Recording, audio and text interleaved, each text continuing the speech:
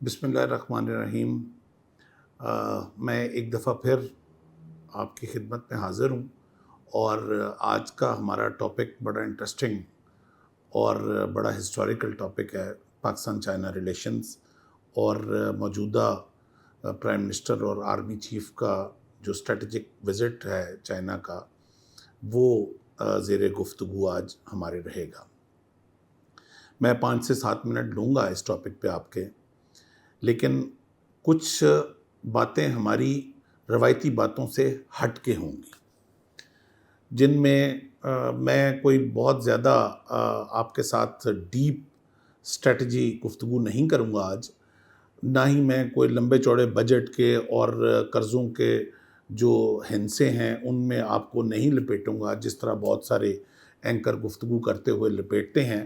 میں آج صرف وہ بات کروں گا جو ایک عام آدمی کو سمجھ آنے والی بات ہے کہ پاکستان اور چائنا کے ریلیشن ہیں کیا۔ میں پنجابی سپیکنگ اور پنجاب چ ایک گل بڑی کامن کہی جاندی ہے کہ خوشی غمی سانجھی والے جڑے تعلق ہوندے نے، برادری جنوں کہندے نے۔ چائنا اور چند ایک ہمارے اور نیبرنگ کنٹریز ہیں جو ہماری برادری ہیں، انہاں دی ساڈی خوشی غمی سانجھی ہے۔ چائنا وہ ملک ہے جو پہلا نان مسلم کنٹری تھا جس نے پاکستان کو ایکسیپٹ کیا، پاکستان کے وجود کے ساتھ ہی، اور تب سے لے کے آج تک چائنا کی اور ہماری خوشی غمی سانجھی رہی ہے۔ اس سے اچھا دوست ہمیں اس دنیا میں نہیں ملا۔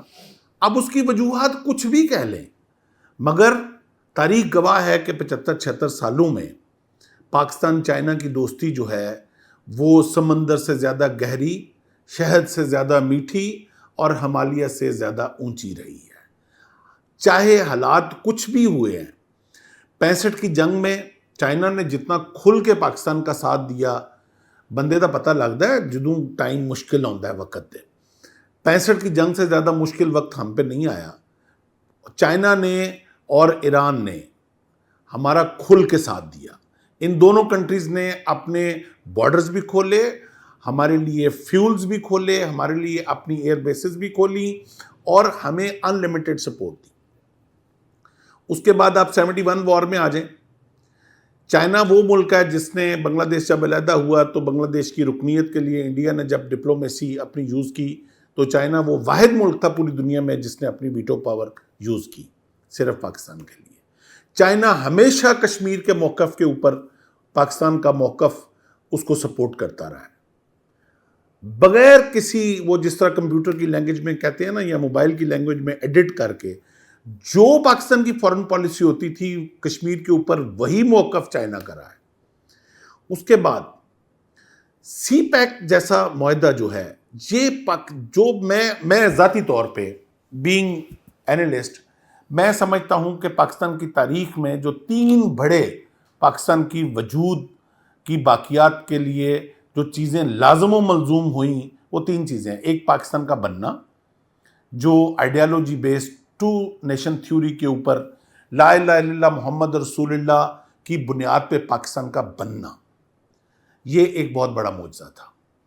پاکستان کا نیوکلیئر ٹیکنالوجی حاصل کر لینا، یہ اللہ تعالیٰ کی طرف سے ایک بہت بڑا کرم نوازی تھی پاکستان کے اوپر، جو پاکستان کی سروائیول کا باعث بنا، آج جو ہماری سیکیورٹی کی ضمانت بنا، یہ ایک بہت بڑا معجزہ تھا۔ اور میں ہر اس ہاتھ کے لیے آج دعا گو ہوں جس نے اس پاکستان کی نیوکلیئر ٹیکنالوجی میں بنانے میں اور اس کو محفوظ رکھنے میں حصہ ڈالا۔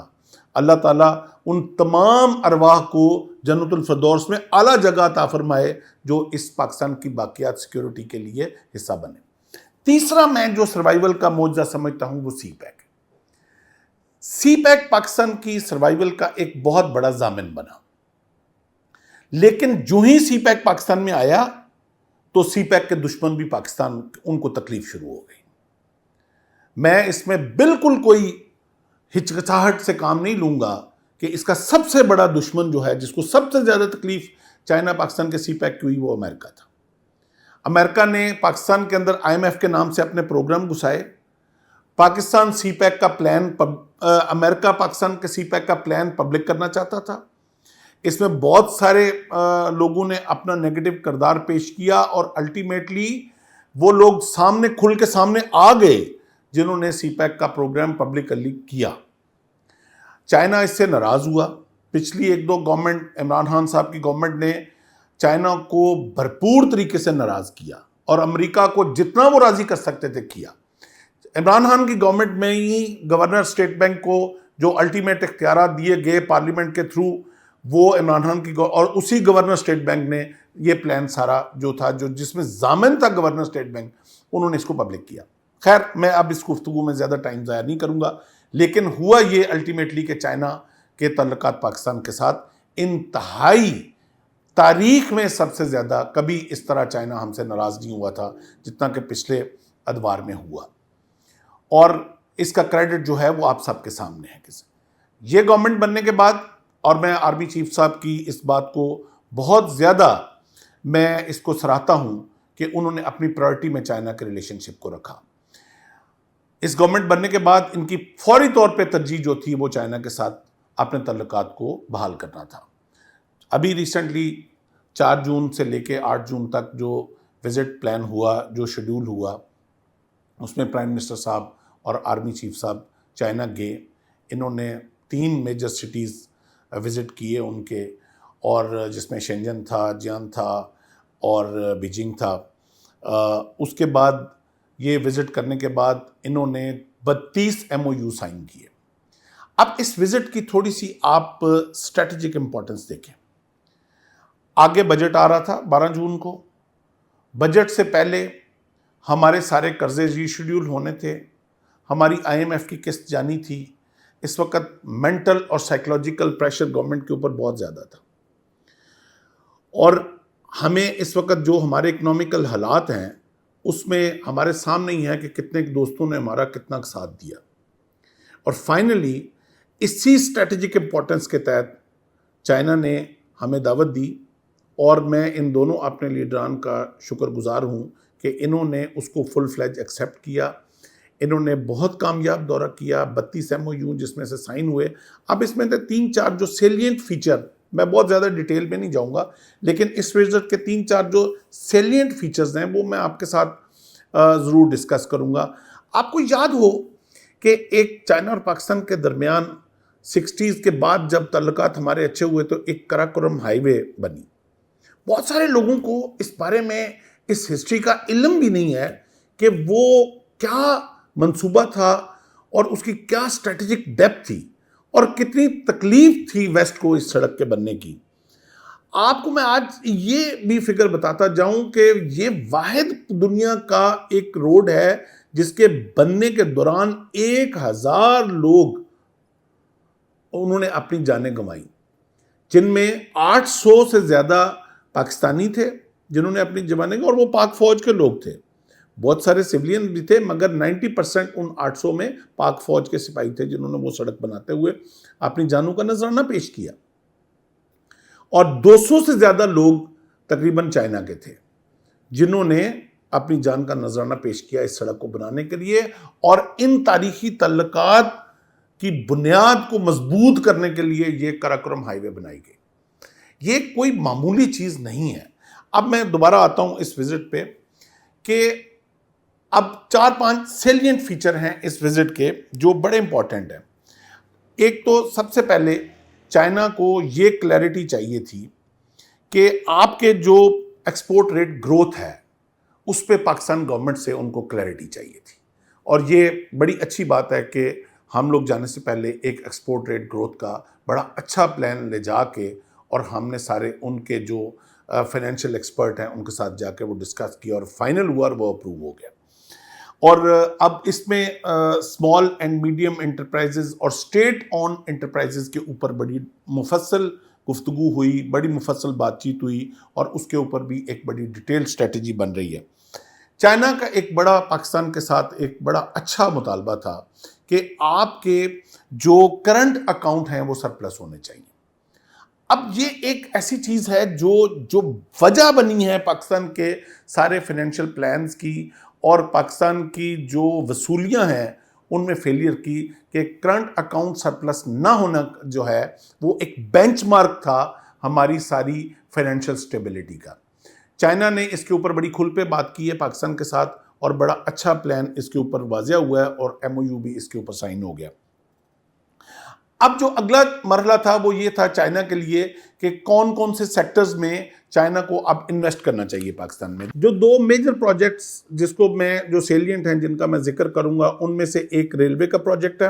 وہ ریلوے لائن جو ہے وہ پشاور سے کراچی تک جو پروجیکٹ تھا جس پہ شیخ رشید صاحب بھی کافی پرانا راگ الاپتے رہے مگر کنکریٹ کوئی کام نہیں کر سکے، وہ الحمدللہ آرمی چیف صاحب کی اور پرائم منسٹر صاحب کی کاوشوں سے وہ ایم او یو سائن ہو گیا ہے. اور یہ پشاور سے لے کے کراچی تک کا جو ریلوے ٹریک ہے جو سن 58 سے گوروں کے زمانے سے چلا آ رہا تھا اور high speed high efficient engine ہونے کے باوجود ریلوے ٹریک جو پرانا تھا اس کی وجہ سے ہماری جو ایفیشنسی تھی ٹرانسپورٹیشن کی وہ پنپ نہیں پا رہی تھی. اب وہ ایم او یو سائن ہو گیا ہے اور اس کی لاگت کو $6.8 بلین کے قریب ہے جو سارا یہ ریلوے ٹریک نیا بنے گا. دوسرا جو بہت اہم ایم او یو سائن ہوا ہے وہ روڈ نیٹ ورک کا ہے جو ایک 600 کلومیٹر کا ہائی وے جو چائنا بنائے گا ابھی، جو کے پی کے تھا کوٹ سے شروع ہوگا اور جی بی میں رائے کوٹ پہ جا کے ختم ہوگا. یہ سارا گلیشیئر بیچ میں آئے گا اور یہ ایک بہت بڑا ریولیوشن، اکنامک ریولیوشن اس روڈ سے آنے والا ہے. اس روڈ سے ٹورزم کا ریولیوشن آنے والا ہے. پاکستان جو 1000 سوئٹزرلینڈ کے برابر خوبصورت جگہیں جو پاکستان کی جو ایکسپلور نہیں ہو سکی ابھی وہ اس روڈ کی وجہ سے ٹورزم کے لیے اوپن ہوں گی اور ایک بہت بڑا ٹورزم کا انقلاب آئے گا اس روڈ نیٹ ورک کی وجہ سے. یہ سارے کا سارا گلیشیئر جو سیاچین کا ہے وہ اس روڈ سے کور ہونے جا رہا ہے. I am really happy on this issue. میں دل سے اسپیشلی چونکہ میں ٹورزم کا ایک بہت بڑا اسپوکس پرسن رہا ہوں اور رہوں گا جب تک زندہ ہوں، اور پاکستان کے اندر جو ٹورزم کی کیپیبلٹی ہے وہ جس خوبصورتی سے اللہ تعالیٰ نے اس ملک کو ٹورزم کے لیے نوازا ہے، دنیا میں ایسا کوئی ملک نہیں ہے جس کو نوازا گیا ہو. مگر اس روڈ سے ہمیں وہ ٹورزم ایکسپلور کرنے کا اور پوری دنیا کو موقع ملے گا پاکستان کے اندر آ کے ہائکنگ کرنے کا، ماؤنٹنیئرنگ کرنے کا. بہت بڑا ایک وسیع نیٹ ورک ٹورزم کا کھلنے والا ہے. اس سے جی بی کی جو ریونیو گروتھ ہے وہ بہت زیادہ بڑھنے والی ہے، کے پی کے کی ریونیو گروتھ بہت زیادہ بڑھنے والی ہے. تو میں سمجھتا ہوں یہ ایک گیم چینجر یہ ایم او یو ہے جو سائن ہوا ہے اسپیشلی ریلوے ٹریک کا اور یہ روڈ نیٹ ورک کا. پروگرام میں بہت لمبا نہیں کرنا چاہتا اور میں اس بات پہ صرف اس سارے وزٹ پہ جو ایک واحد چیز مجھے تھوڑی سی بگ کرتی ہے وہ ایک ایشو ہے کہ ہمارے جو پیبل ڈیٹ ہیں وہ آلریڈی بہت زیادہ چڑھے ہوئے ہیں. میری گورنمنٹ سے ایک یہ درخواست ہے کہ اب اس کو جتنے بھی یہ پروجیکٹ سائن ہوئے ہیں ان کا جو اکنامک پلانز ہیں اس کو ایز اٹ از جو فیزیبلٹی پلان بنے ان کے مطابق لے کے چلیں.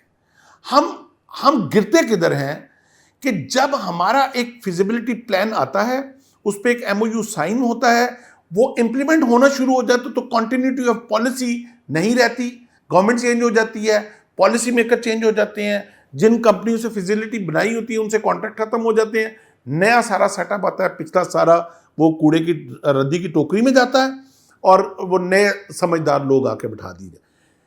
Continuity of policy is very important کسی بھی پروجیکٹ کو سکسیسفل کرنے کے لیے. تو اب میری یہ درخواست ہے کہ اب آپ کے پاس ٹائم ہے، آگے 4-4.5 سال ہے. جو پروجیکٹ یہ سائن ہوئے ہیں ان کا capping issue of date payment in mind اس کی کنٹینیوٹی آف پالیسی ضرور رکھیں. باقی ہم دعا گو ہیں، اللہ تعالیٰ ہمارے پرائم منسٹر صاحب کو، آرمی چیف صاحب کو اور جو بھی ہمارے پازیٹیو پالیسی میکرز ہیں ان کو اس مشن میں کامیاب کرے اور کسی نہ کسی طریقے سے اس ملک کی اکانومی جو ہے وہ ریوائیو ہونی چاہیے. ہمارا سسٹم جو ہے وہ واپس بحال ہونا چاہیے. ہمیں اپنے اوپر انحصار کرنے کی توفیق ہونی چاہیے. ہمیں اپنے انویسٹر کو اپنے ملک میں انویسٹ کرتے ہوئے ایک بھروسہ ہونا چاہیے سسٹم کا، اور وہ صرف اسی لیے پاسبل ہے کہ ایک ٹرسٹ جو اسٹیٹ کی طرف سے ٹرسٹ ہے وہ پبلک کو دیا جائے. تو اسی کے ساتھ آج کا پروگرام اختتام ہوا. انشاءاللہ دوبارہ حاضر ہوں گے اگلا ٹاپک لے کے. Thank you very much.